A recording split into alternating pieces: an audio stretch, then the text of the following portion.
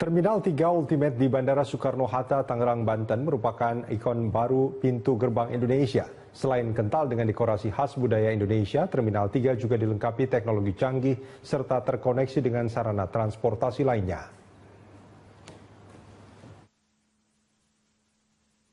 Terminal 3 Ultimate digadang-gadang akan menjadi ikon baru pintu gerbang Indonesia. Bahkan Terminal 3 ini diproyeksikan untuk menyaingi Bandara Changi di Singapura sebagai bandara transit maskapai internasional. Bangunan Terminal 3 Ultimate terdiri dari 5 lantai. Lantai paling bawah digunakan untuk zona kedatangan, sedangkan lantai 2 digunakan untuk zona keberangkatan. Terminal 3 Ultimate memiliki fasilitas parkir yang terletak di sisi kiri dan kanan terminal. Di gedung ini juga banyak terdapat area komersial. Terminal yang mengusung konsep modern ini menggunakan berbagai teknologi baru yang ramah lingkungan. Salah satunya adalah sistem penanganan bagasi atau baggage handling system, di mana bagasi ditangani mesin secara otomatis berdasarkan sistem barcode. Teknologi canggih lainnya adalah penggunaan Automated People Mover atau kereta listrik monorel.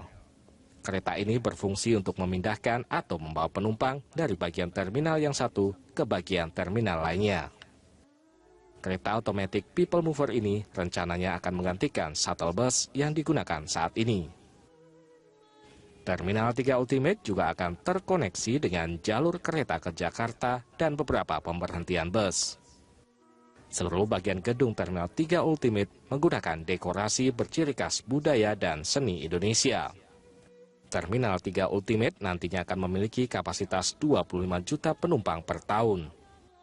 Terminal ini memiliki 28 gate yang terbagi menjadi 10 gate internasional dan 18 gate domestik. Setelah Terminal 3 Ultimate beroperasi penuh, rencananya Terminal 1 dan 2 Bandara Soekarno-Hatta juga akan direvitalisasi dengan menggunakan sistem yang sama dengan Terminal 3 Ultimate. Tim Liputan, Berita 1. Gubernur DKI Jakarta Basuki Cahayapurnama memastikan Presiden Joko Widodo segera mengeluarkan peraturan presiden baru untuk reklamasi. Ya, menurut Ahok, peraturan presiden tersebut nantinya akan menyesuaikan undang-undang yang ada terkait pemberian izin reklamasi. Ahok menegaskan peraturan presiden reklamasi yang segera dikeluarkan oleh Presiden Joko Widodo tersebut merupakan Perpres yang baru untuk menyempurnakan dasar hukum reklamasi Teluk Jakarta. Peraturan presiden ini akan mengatur mengenai wilayah kerja pelabuhan dan lokasi strategis nasional di Teluk Jakarta. Selama ini pelaksanaan proyek reklamasi Teluk Jakarta mengacu pada Perpres yang lama, namun kemudian muncul benturan dengan ketentuan-ketentuan yang terbit setelah itu.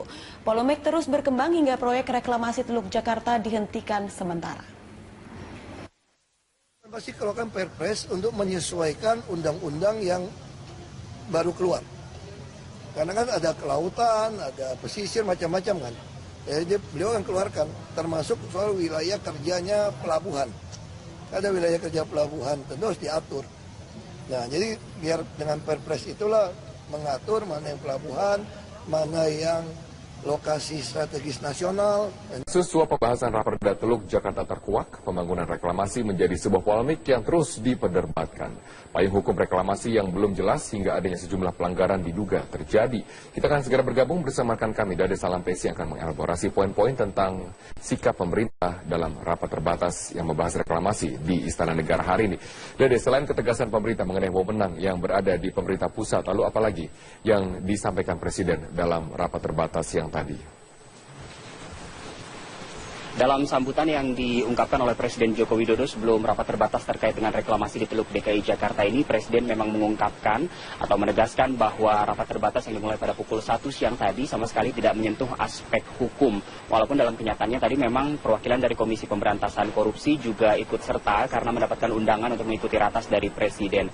Dan Presiden juga mengungkapkan bahwa terkait dengan reklamasi ini memang sekarang sudah saatnya untuk berbicara lebih jauh ke depannya, karena dari data yang dimiliki oleh Presiden Joko Widodo pada 2030 nanti dimungkinkan seluruh wilayah Jakarta Utara akan ada di bawah permukaan laut. Karena dari data yang ada setiap tahunnya untuk wilayah DKI Jakarta mengalami penurunan permukaan tanah antara setengah sampai 12 cm per tahun.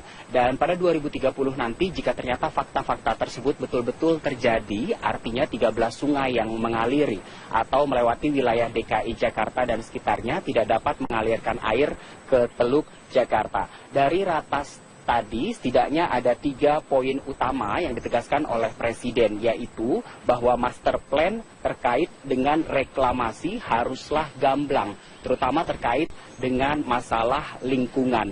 Dan yang kedua, tidak boleh ada pelanggaran kaidah hukum dalam proyek reklamasi ini. Dan yang ketiga, pembangunan tidak boleh mengesampingkan kehidupan nelayan yang ada di sekitarnya. Sebenarnya terkait dengan reklamasi ini tentunya memiliki banyak pro kontra dan juga untung dan rugi. Dari sisi pro pembangunan reklamasi ini, tentunya dengan pembangunan reklamasi dapat menghadang pasangnya naik air laut karena setiap tahunnya ada kecenderungan penurunan muka tanah di wilayah DKI Jakarta dan juga sekitarnya. Sementara dari aspek kontra, pembangunan reklamasi ini nyatanya ada sejumlah hukum yang dilanggar karena Pemprov DKI Jakarta bersikukuh bahwa pembangunan reklamasi di wilayah Teluk Jakarta ini merujuk pada keputusan Presiden nomor 52 tahun 1995. Sementara ada peraturan-peraturan ataupun regulasi dari sejumlah instansi lainnya yang dilanggar dari reklamasi ini. Yang artinya juga memang masih ada tumpang tindih peraturan terkait dengan reklamasi ini. Dan apa saja keuntungan dari pembangunan reklamasi ini? Di antaranya tentu saja menyediakan lahan bagi negara ataupun kota. Ini juga terkait dengan aspek pariwisata maupun khususnya wisata bahari dan juga dapat membantu penataan pantai. Di samping keuntungan dan pro kontra tadi dari reklamasi ini, ternyata juga ada beberapa aspek kerugian dari reklamasi. Di antaranya perubahan ekosistem yang mengakibatkan banjir dan juga dampak buruk pada sistem drainase dan juga kerusakan-kerusakan lingkungan yang lainnya. Dalam rapat terbatas yang digelar selama kurang lebih 1,5 jam tadi juga hadir 3 pimpinan kepala daerah, yaitu Gubernur Banten Rano Karno, Wakil Gubernur Jawa Barat Deddy Mizwar dan juga Gubernur DKI Jakarta Basuki Cahayapurnama. Walaupun Presiden Joko Widodo menegaskan dalam proyek reklamasi ke depannya tidak boleh lagi melibatkan swasta, yang artinya pemerintah baik itu pusat maupun daerah memegang kendali penuh terhadap proyek reklamasi. Namun tadi Ahok mengungkapkan Pulau O, P, dan Q yang ada di Teluk Jakarta yang belum diatur minta digabungkan dengan Pulau N. Dan Ahok juga mengungkapkan jika melihat hasil studi di Port of Rotterdam, maka seharusnya pembangunan proyek reklamasi ini 30% dikelola oleh pusat, sementara 60%-nya dikelola oleh pihak swasta. Dan dari hasil ratas tadi juga dijabarkan oleh Ahok, setidaknya ada satu fakta baru yang akan dikeluarkan oleh pemerintah, yaitu Presiden akan mengeluarkan Perpres baru yang disesuaikan dengan Perpres yang ada, seperti Perpres nomor 54 tahun 2008 dan juga Perpres nomor 122 tahun 2012. Robert. Baik, terima kasih Dade. Salam Pesi atas informasi dan langsung dari Istana Negara. Pemirsa, DPD DKI PDI Perjuangan hari ini terakhir menerima pendaftaran bakal calon gubernur dan wakil gubernur DKI Jakarta. Sebanyak 39 orang telah mendaftar dan 31 pendaftar baru telah mengembalikan berkas. Pada pendaftaran hari terakhir ini, DPD PDI Perjuangan menerima pengembalian berkas pengusaha muda Sandiaga Uno yang mendaftar sebagai bakal calon gubernur. Sandiaga Uno termasuk satu dari 39 orang yang mendaftarkan diri ke PDI Perjuangan. PDI Perjuangan dengan perolehan kursi di DPRD DKI di atas 20% memenuhi syarat untuk mengusung sendiri calon gubernur DKI pada pilkada yang akan dilaksanakan Februari 2017 mendatang. PDI Perjuangan melalui penjaringan dan penyaringan ini dalam rangka untuk mencari sosok yang betul-betul punya kualifikasi yang jelas baik untuk memimpin Jakarta yang akan datang. Ya itulah mekanisme sedang berjalan. Jadi PDI Perjuangan belum bisa menentukan siapa yang nanti akan diusung, tetapi proses sedang berjalan. Tahapan-tahapan akan kita lalui. Tahapan pertama hari ini sudah sama-sama kita saksikan. Hari ini kita tutup, baru nanti selanjutnya kita menginjak tahapan berikutnya. Gubernur DKI Jakarta Basuki Cahayapurnama tidak mempermasalahkan usulan Komisi 2 DPR yang akan menaikkan syarat dukungan calon independen dan menurunkan syarat calon dari partai politik. Ya, Ahok optimistis masyarakat tetap akan memilih yang terbaik untuk memimpin ibu kota pada 5 tahun ke depan. Nggak masalah, kan saya sampaikan, ini Jakarta nih daerah khusus ibu kota. Tentu harusnya ini jadi etalase negara, bangsa. Yang jadi gubernur harus yang terbaik dari yang terbaik. Masing-masing warga DKI punya pikiran masing-masing.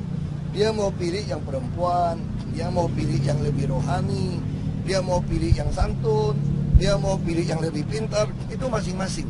Makanya di dalam pilkada undang-undang nggak pernah diatur 100%. Hanya 50% plus 1. Kalau di daerah lain malahan yang tertinggi yang menang. Kenapa? Karena memang masing-masing kepala kan punya pikiran berbeda. Ya. Selamat malam pemirsa, inilah headline news pukul 21 waktu Indonesia Barat. Usai diperiksa oleh KPK, staf khusus Gubernur DKI Jakarta Suni Tanuwijaya mengaku didukung oleh Gubernur DKI Basuki Cahayapurnama untuk menyampaikan keterangan apa adanya kepada penyidik KPK. Sementara itu Ketua Balegda DPRD DKI Muhammad Taufik memilih diam saat keluar dari gedung KPK. Setelah 7 jam diperiksa oleh penyidik KPK, kepada awak media Suni mengaku ditanya soal usulan dan juga substansi serta keterlibatan dirinya dalam pembahasan Raperda Reklamasi Teluk Jakarta. Suni mengaku tidak mengetahui perihal pertemuan sejumlah pimpinan DPRD dengan para pengembang. Namun ia menyebut sering melakukan komunikasi dengan para pengembang terkait dengan usulan Raperda dan juga keinginan dari Gubernur DKI soal kewajiban tambahan 15% kepada pengembang. Suni juga mengaku Gubernur DKI Basuki Cahayapurnama mendukung dirinya untuk menyampaikan keterangan apa adanya kepada penyidik KPK.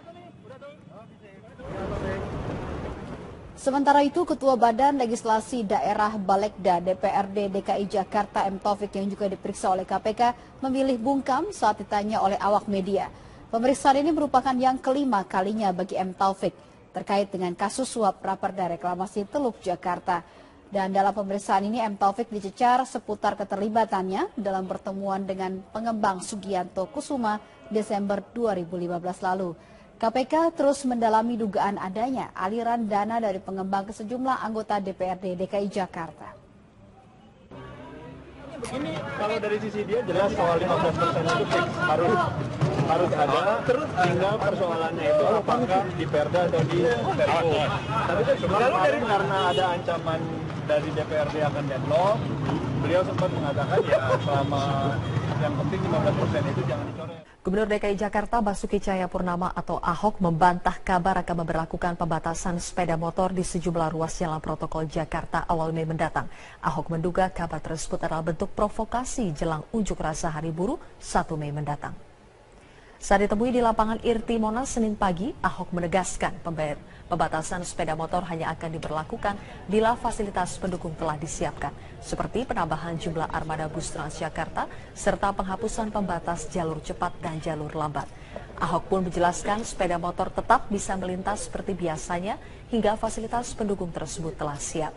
Terkait dengan beredarnya isu pembatasan sepeda motor yang mulai diberlakukan bulan Mei, Ahok menuding ada pihak yang sengaja menginginkan agar pengendara sepeda motor berunjuk rasa dalam Hari Buruh yang jatuh tanggal 1 Mei. Pembatasan motor kalau kita lakukan kalau ada IRP, jalan sama busnya cukup. Enggak, itu isunya saya lihat kirimin WhatsApp grup. Wah, udah ada rute pembatasan 1 Mei. Aduh, enggak lah. Itu tuh enggak, kenapa tuh enggak? Saya curiga ini ada hubungan dengan Hari Buruh 1 Mei. Supaya bisa ngumpulin massa lebih banyak buat demo. Ya dong, yang naik motor protes kan semua Jakarta dibilang nggak boleh lewat motor. Pasti orang akan demo. Ini bukti yang mau demo ini orangnya kurang. Jadi masih ada sebarin isu-isu. Ya, apalagi isu-isu nyerang Ahok kan lebih ramai gitu ya.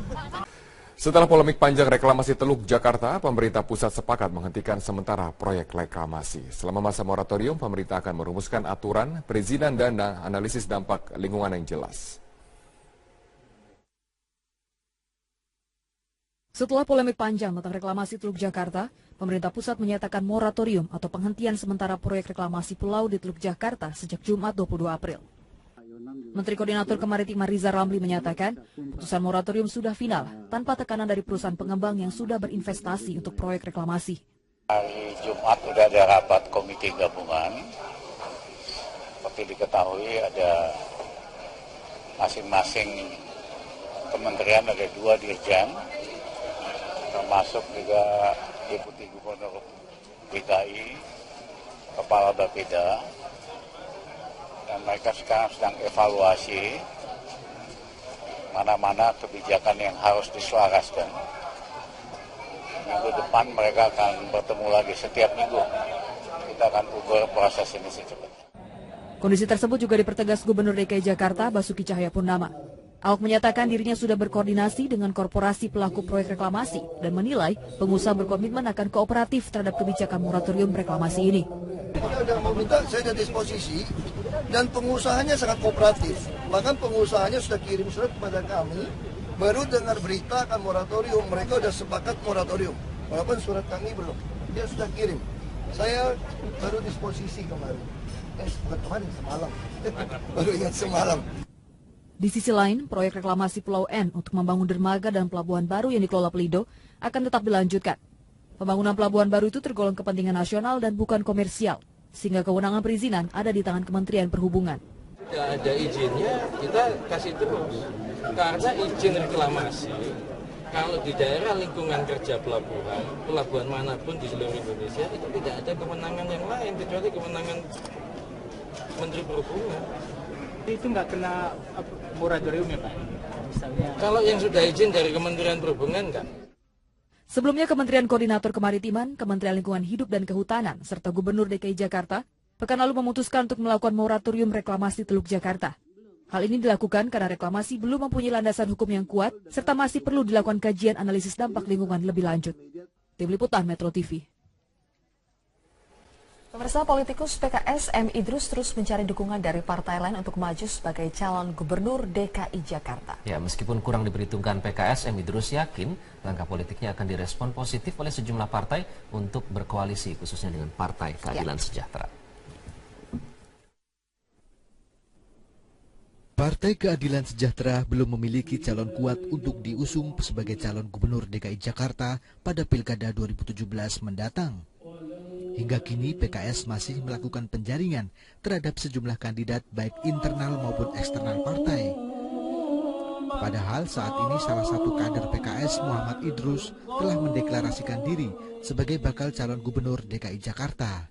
Presiden PKS Sohibul Iman tidak mempermasalahkan langkah Muhammad Idrus yang mencalonkan diri melalui partai lain. Oh, Pak Idrus termasuk, kan gini, ada calon-calon yang muncul dari aspirasi kader. Ya, dan mereka ada yang kader, ada yang non kader. Semua itu sudah kita brief. Silakan memasarkan diri masing-masing, ya, untuk bisa menarik masyarakat secara lebih banyak lagi. Sementara Muhammad Idrus sendiri mengaku sengaja mencalonkan diri melalui Partai Demokrat dan PDI Perjuangan karena mekanisme internal partai yang belum jelas. Terlebih kursi PKS di DPRD DKI tidak mencukupi untuk mengusung calon sendiri dan harus melalui koalisi dengan partai lain. Meski demikian, Idrus menunggu proses penjaringan dari internal partai PKS. Saya sadar sebagai kader Partai Keadilan Sejahtera, juga ini kan juga proses di internal partai. Nah, PKS sendiri hanya 11 kursi, Demokrat 10 kursi. Kalau Demokrat sama PKS aja udah baru 21 kan. Ini proses, yang jelas proses, dan juga bukan secara pribadi saja. Nanti kan terjalin komunikasi politik di antara seluruh elit partai politik. Selain kandidat internal, PKS juga masih mempertimbangkan sejumlah calon dari eksternal seperti Yusril Issa Mahendra dan Sandiaga Uno untuk dilakukan survei terhadap elektabilitas dan kapasitasnya sebagai calon gubernur DKI Jakarta. Dari Jakarta, Tim Liputan Metro TV. Sementara itu, hari ini merupakan batas akhir DPD DKI PDI Perjuangan menerima pendaftaran bakal calon gubernur dan wakil gubernur DKI Jakarta. Untuk mengetahui berapa calon yang sudah mendaftar dan bagaimana proses selanjutnya, kita langsung bergabung bersama rekan kami Yasmin Alvina yang saat ini berada di DPD PDI Perjuangan DKI Jakarta. Yasmin, melihat berbagai hasil survei bahwa Ahok masih mengungguli lawan-lawannya, apakah PDIP percaya diri dengan calon yang akan mereka usung?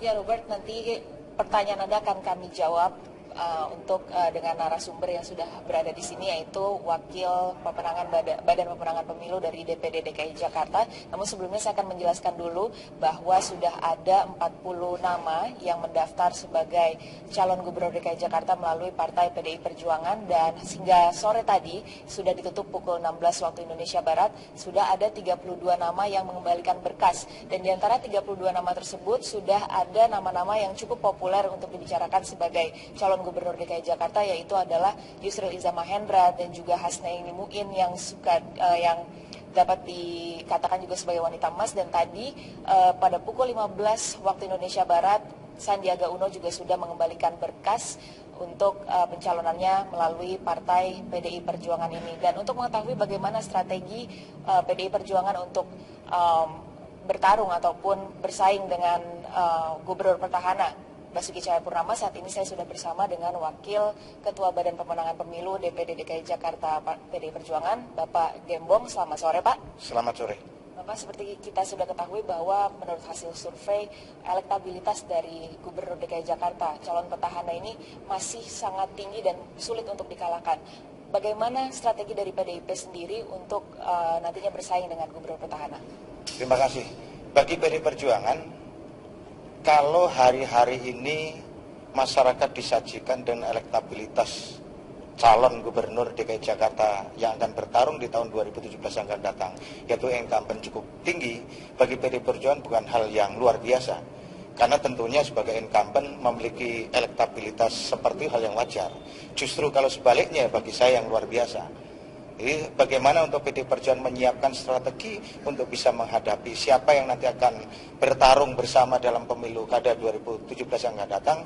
PDI Perjuangan melalui penjaringan dan penyaringan ini dalam rangka untuk mencari sosok yang betul-betul punya kualifikasi yang jelas baik untuk memimpin Jakarta yang akan datang. Siapa sosoknya, Pak? Ya itulah mekanisme sedang berjalan. Jadi PDI Perjuangan belum bisa menentukan siapa yang nanti akan diusung, tetapi proses sedang berjalan. Tahapan-tahapan akan kita lalui. Tahapan pertama hari ini sudah sama-sama kita saksikan. Hari ini kita tutup, baru nanti selanjutnya kita mengejar tahapan berikutnya. Terima kasih Bapak atas waktunya. Dan Robert, demikian yang dapat kami laporkan, kembali ke Anda di studio. Baik, terima kasih Yasmin Alvina atas informasi Anda. Sejumlah anggota DPRD DKI Jakarta memenuhi panggilan KPK untuk memberikan kesaksian. Mereka diperiksa sebagai saksi untuk Ketua Komisi D yang sudah dijadikan tersangka. Pemirsa, Ferry Prihardi akan menyampaikan laporan selengkapnya dari gedung KPK Jakarta. Ferry, hingga siang ini siapa saja anggota DPRD yang sudah datang? Adakah pernyataan yang mereka sampaikan sebelum menjalani pemeriksaan? Zilvio, sudah ada 5 anggota DPRD yang sudah datang memenuhi panggilan KPK untuk diperiksa sebagai saksi untuk Muhammad Sanusi, dan kelimanya tadi datang secara periodik sejak pukul 9 dan mulai menjalani pemeriksaan pada pukul 10 pagi ini. Dengan komposisi 1 wakil ketua DPRD dan juga 4 anggota, tadi yang datang memenuhi pemeriksaan kali ini adalah M. Taufik yang juga merupakan Ketua Badan Legislasi DPRD DKI Jakarta, lalu sisanya ada 3 ketua fraksi, yaitu Ngaji, Ketua Fraksi Hanura, lalu juga ada Selamat Nurdin, Ketua Fraksi PKS yang juga sebagai Ketua Pansus Reklamasi DPRD, Bestari Barus, dan juga ada 1 anggota ataupun wakil, yaitu Mary Hot. Juga dengan Muhammad Taufik yang diperiksa sudah hampir 3 kali oleh pemerintah. Semuanya tidak terlalu banyak memberikan keterangan sesaat sebelum diperiksa. Robert. Baik, terima kasih Dade. Salam Pesi atas informasi dan langsung dari Istana Negara. Pemirsa, DPD DKI PDI Perjuangan hari ini terakhir menerima pendaftaran bakal calon gubernur dan wakil gubernur DKI Jakarta. Sebanyak 39 orang telah mendaftar dan 31 pendaftar baru telah mengembalikan berkas. Pada pendaftaran hari terakhir ini, DPD PDI Perjuangan menerima pengembalian berkas pengusaha muda Sandiaga Uno yang mendaftar sebagai bakal calon gubernur. Sandiaga Uno termasuk 1 dari 39 orang yang mendaftarkan diri ke PDI Perjuangan. PDI Perjuangan dengan perolehan kursi di DPRD DKI di atas 20% memenuhi syarat untuk mengusung sendiri calon gubernur DKI pada pilkada yang akan dilaksanakan Februari 2017 mendatang. Melalui penjaringan dan penyaringan ini dalam rangka untuk mencari sosok yang betul-betul punya kualifikasi yang jelas baik untuk memimpin Jakarta yang akan datang. Ya itulah mekanisme sedang berjalan. Jadi PDI Perjuangan belum bisa menentukan siapa yang nanti akan diusung, tetapi proses sedang berjalan. Tahapan-tahapan akan kita lalui. Tahapan pertama hari ini sudah sama-sama kita saksikan. Hari ini kita tutup, baru nanti selanjutnya kita mengejak tahapan berikutnya. Gubernur DKI Jakarta Basuki Cahayapurnama tidak mempermasalahkan usulan Komisi 2 DPR yang akan menaikkan syarat dukungan calon independen dan menurunkan syarat calon dari partai politik. Ya, Ahok optimistis masyarakat tetap akan memilih yang terbaik untuk memimpin ibu kota pada 5 tahun ke depan. Nggak masalah, kan saya sampaikan, ini Jakarta ini daerah khusus ibu kota. Tentu harusnya ini jadi etalase negara, bangsa. Yang jadi gubernur harus yang terbaik dari yang terbaik. Masing-masing warga DKI punya pikiran masing-masing. Dia mau pilih yang perempuan, dia mau pilih yang lebih rohani, dia mau pilih yang santun, dia mau pilih yang lebih pintar, itu masing-masing. Makanya di dalam pilkada undang-undang nggak pernah diatur 100%. Hanya 50% plus 1. Kalau di daerah lain malahan yang tertinggi yang menang. Kenapa? Karena memang masing-masing kepala kan punya pikiran berbeda. Ya. Selamat malam pemirsa, inilah headline news pukul 21 waktu Indonesia Barat. Usai diperiksa oleh KPK, staf khusus Gubernur DKI Jakarta Suni Tanuwijaya mengaku didukung oleh Gubernur DKI Basuki Cahayapurnama untuk menyampaikan keterangan apa adanya kepada penyidik KPK. Sementara itu Ketua Balegda DPRD DKI Muhammad Taufik memilih diam saat keluar dari gedung KPK. Setelah 7 jam diperiksa oleh penyidik KPK, kepada awak media Suni mengaku ditanya soal usulan dan juga substansi serta keterlibatan dirinya dalam pembahasan Raperda Reklamasi Teluk Jakarta. Suni mengaku tidak mengetahui perihal pertemuan sejumlah pimpinan DPRD dengan para pengembang. Namun ia menyebut sering melakukan komunikasi dengan para pengembang terkait dengan usulan Raperda dan juga keinginan dari Gubernur DKI soal kewajiban tambahan 15% kepada pengembang. Suni juga mengaku Gubernur DKI Basuki Cahayapurnama mendukung dirinya untuk menyampaikan keterangan apa adanya kepada penyidik KPK. Sementara itu, Ketua Badan Legislasi Daerah Balegda DPRD DKI Jakarta M. Taufik yang juga diperiksa oleh KPK memilih bungkam saat ditanya oleh awak media. Pemeriksaan ini merupakan yang kelima kalinya bagi M. Taufik terkait dengan kasus suap Raperda Reklamasi Teluk Jakarta. Dan dalam pemeriksaan ini M. Taufik dicecar seputar keterlibatannya dalam pertemuan dengan pengembang Sugianto Kusuma Desember 2015 lalu. KPK terus mendalami dugaan adanya aliran dana dari pengembang ke sejumlah anggota DPRD DKI Jakarta. Begini, kalau dari sisi dia jelas soal 15% itu fix, harus ada, terus tinggal persoalannya itu apakah di Perda atau di Perpu. Tapi kan sebenarnya karena ada ancaman dari DPRD akan deadlock, beliau sempat mengatakan ya selama yang penting 15% itu jangan dicoret. Gubernur DKI Jakarta Basuki Cahayapurnama atau Ahok membantah kabar akan memberlakukan pembatasan sepeda motor di sejumlah ruas jalan protokol Jakarta awal Mei mendatang. Ahok menduga kabar tersebut adalah bentuk provokasi jelang unjuk rasa Hari Buruh 1 Mei mendatang. Saat ditemui di lapangan Irti Monas Senin pagi, Ahok menegaskan pembatasan sepeda motor hanya akan diberlakukan bila fasilitas pendukung telah disiapkan, seperti penambahan jumlah armada bus Transjakarta serta penghapusan pembatas jalur cepat dan jalur lambat. Ahok pun menjelaskan sepeda motor tetap bisa melintas seperti biasanya hingga fasilitas pendukung tersebut telah siap. Terkait dengan beredarnya isu pembatasan sepeda motor yang mulai diberlakukan bulan Mei, Ahok menuding ada pihak yang sengaja menginginkan agar pengendara sepeda motor berunjuk rasa dalam Hari Buruh yang jatuh tanggal 1 Mei. Pembatasan motor kalau kita lakukan kalau ada IRP, jalan sama busnya cukup. Enggak, itu isunya saya lihat kirimin WhatsApp grup. Wah, udah ada rute pembatasan 1 Mei. Aduh, enggak lah. Itu tuh enggak kenapa tuh enggak. Saya curiga ini ada hubungan dengan Hari Buruh 1 Mei. Supaya bisa ngumpulin massa lebih banyak buat demo. Ya dong, yang naik motor protes kan semua Jakarta dibilang nggak boleh lewat motor. Pasti orang akan demo. Ini bukti yang mau demo ini orangnya kurang. Jadi masih ada sebarin isu-isu. Ya, apalagi isu-isu nyerang Ahok kan lebih ramai gitu ya. Setelah polemik panjang reklamasi Teluk Jakarta, pemerintah pusat sepakat menghentikan sementara proyek reklamasi. Selama masa moratorium, pemerintah akan merumuskan aturan, perizinan dan analisis dampak lingkungan yang jelas. Setelah polemik panjang tentang reklamasi Teluk Jakarta, pemerintah pusat menyatakan moratorium atau penghentian sementara proyek reklamasi pulau di Teluk Jakarta sejak Jumat 22 April.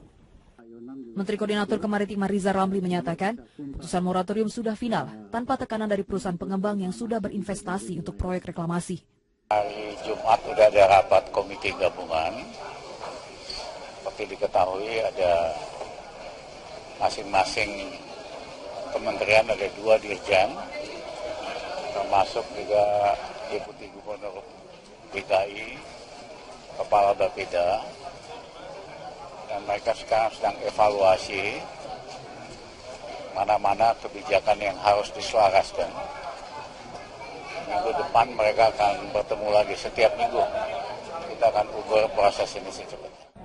Kondisi tersebut juga dipertegas Gubernur DKI Jakarta Basuki Cahayapurnama. Ahok menyatakan dirinya sudah berkoordinasi dengan korporasi pelaku proyek reklamasi dan menilai pengusaha berkomitmen akan kooperatif terhadap kebijakan moratorium reklamasi ini. Kita sudah meminta, saya ada disposisi, dan pengusahanya sangat kooperatif.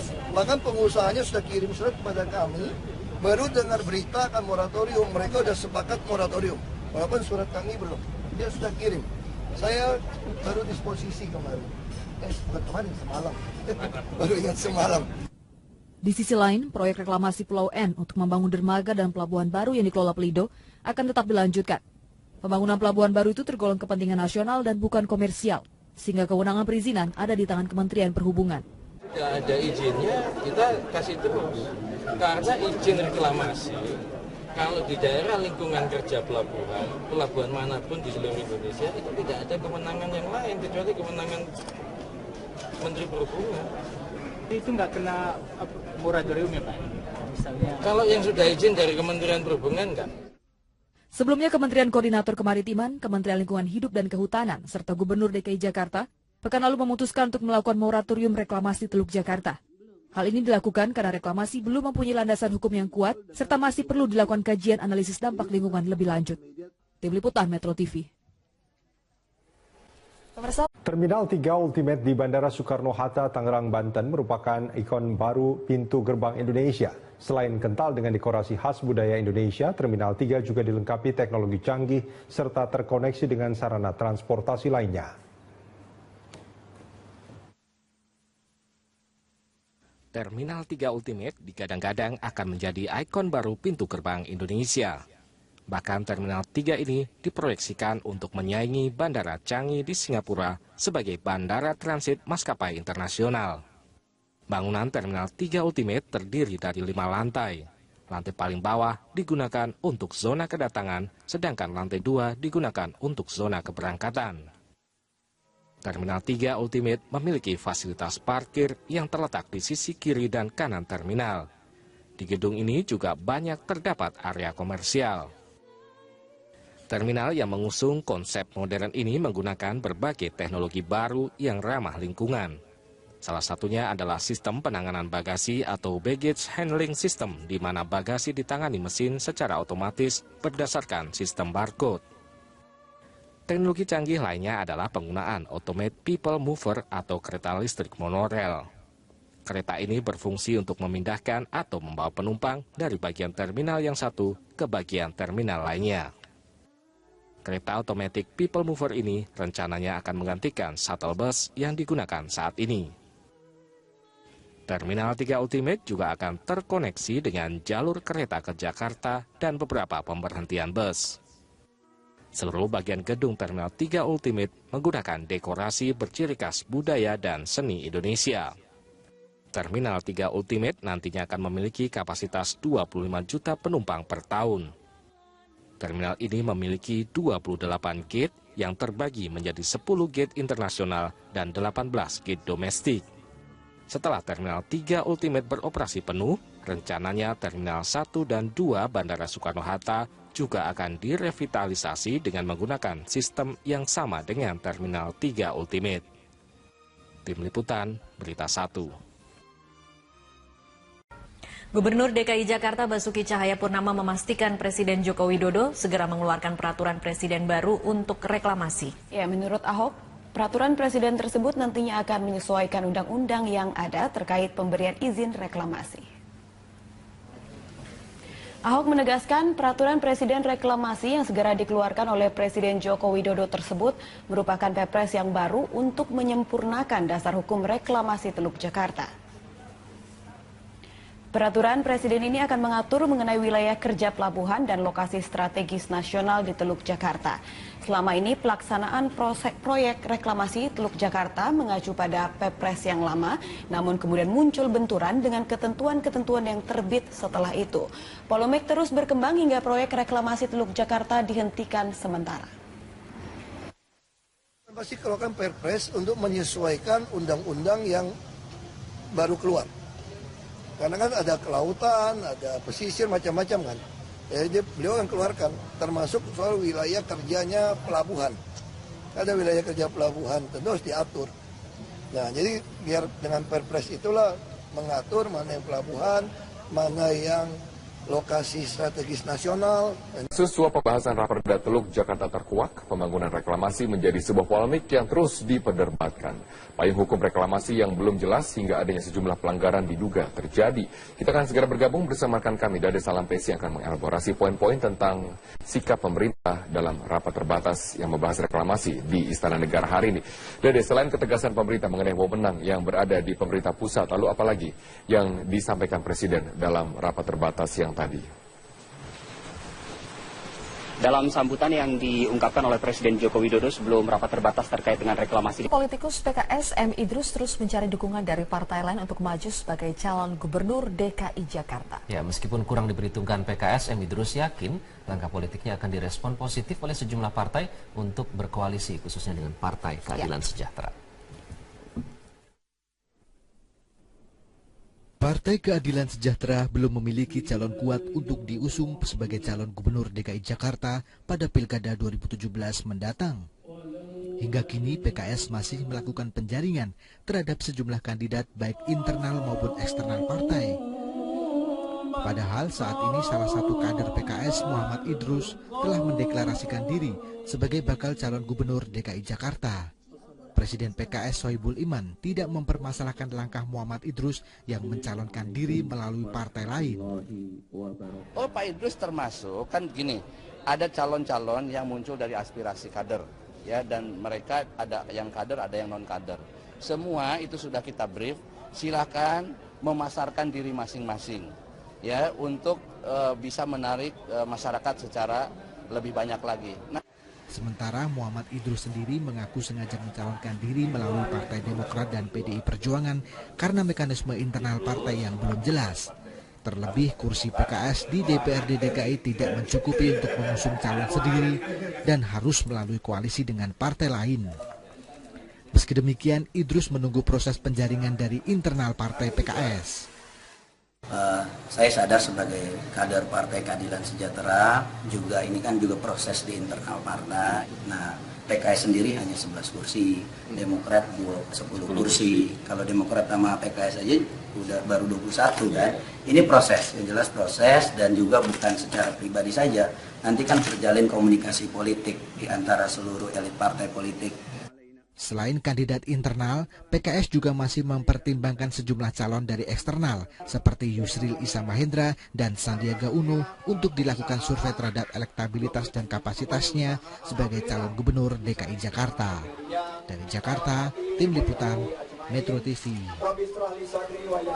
Sementara itu, hari ini merupakan batas akhir DPD DKI PDI Perjuangan menerima pendaftaran bakal calon gubernur dan wakil gubernur DKI Jakarta. Untuk mengetahui berapa calon yang sudah mendaftar dan bagaimana proses selanjutnya, kita langsung bergabung bersama rekan kami Yasmin Alvina yang saat ini berada di DPD PDI Perjuangan DKI Jakarta. Yasmin, melihat berbagai hasil survei bahwa Ahok masih mengungguli lawan-lawannya, apakah PDIP percaya diri dengan calon yang akan mereka usung?